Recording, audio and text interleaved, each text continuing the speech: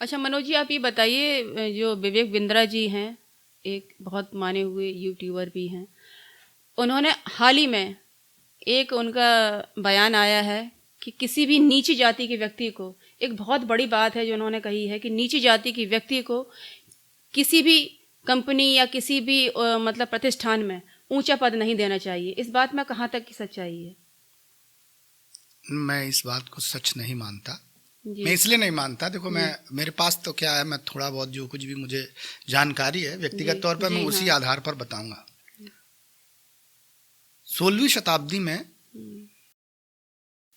गुरु रामानंद हुए। हाँ जी।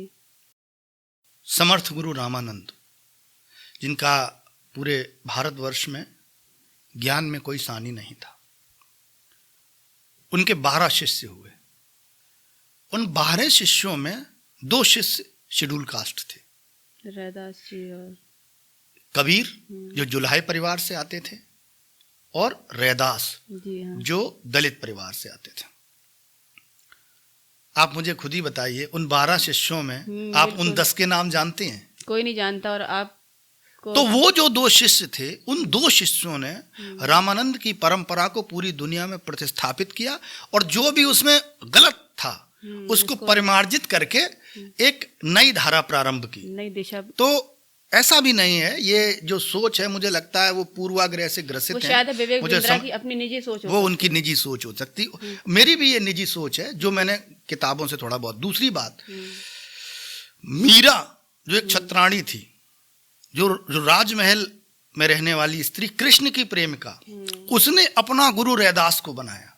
ये उस समय के साथ समाज में बहुत बड़ी बात थी। तो आप सोचो कि उस व्यक्ति की काबिलियत क्या रही होगी कि जिसने राजमहल को ठुकरा दिया, उसने गुरु के पद पर उन्हीं को, रैदास को स्वीकार किया, उन्हीं के साथ में बैठ के सत्संग करती। दूसरी बात, एक अभी भी अगर आप देखेंगे, आधुनिक काल में भी अगर आप देखेंगे तो अंबेडकर हुए। जी हाँ। आज भी, उस समय तो उनके जितना पढ़ा लिखा कोई था ही नहीं। भारतवर्ष में आज भी उनके जितना पढ़ा लिखा कोई दूसरा आदमी नहीं, काबिल आदमी नहीं है ना अंबेडकर जी। तो उन्होंने संविधान के, हाँ, उनसे बहुत ज्यादा लोग ज्ञान अर्जित कर सकते हैं, लेकिन उनकी जितनी डिग्रियां, उनका जितना अध्ययन, विविध मतलब वेदों से लेकर और संविधान तक का जो एक परिपूर्ण ज्ञान है, वो उस एक व्यक्ति में था। तो ये बातें जो है ना, ये क्या है, ये ओछी बातें हैं। मैं इससे बिल्कुल इत्तेफाक नहीं रखता। जी। और मौका जिसको भी मिलेगा, वातावरण, देखो होता क्या है, आदमी वातावरण में पलता है, और काबिलियत, एक योग्यता आपके अंदर होनी चाहिए। किसी आप देखो किसी गांव में, किसी परिवार में, मुझे एक मित्र मिले थे, वो IAS थे, कह रहे थे मेरे घर में 13 IAS IPS हैं। तो उसका कारण, और वो दलित जाति के थे, बताइए। तो उसका कारण यह था कि उनके घर का वातावरण ऐसा था कि वहां UPSC की तैयारी हो रही। सही बात। तो जब वातावरण किसी को कभी भी, एक्चुअली में क्या हुआ कि वैदिक काल से लेकर समय समय पर ऐसी स्थितियां आती रही, कभी वो वातावरण नहीं बनने दिया गया जिससे दबी कुचली जातियों को पढ़ने लिखने का, आगे बढ़ने का मौका मिलता। जब जब उनको मौका मिला, तब तक उन्होंने साबित किया कि वो लोग कर सकते हैं।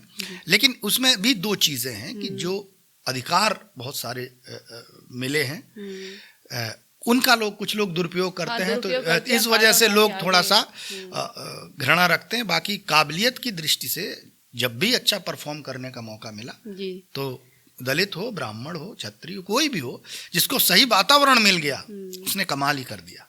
चलिए, कुल मिलाकर आपकी बात का कहने का तात्पर्य है कि जब ईश्वर ने भेदभाव नहीं किया किसी को बुद्धि कम और ज्यादा देने का, तो फिर हम और आप क्या होते हैं?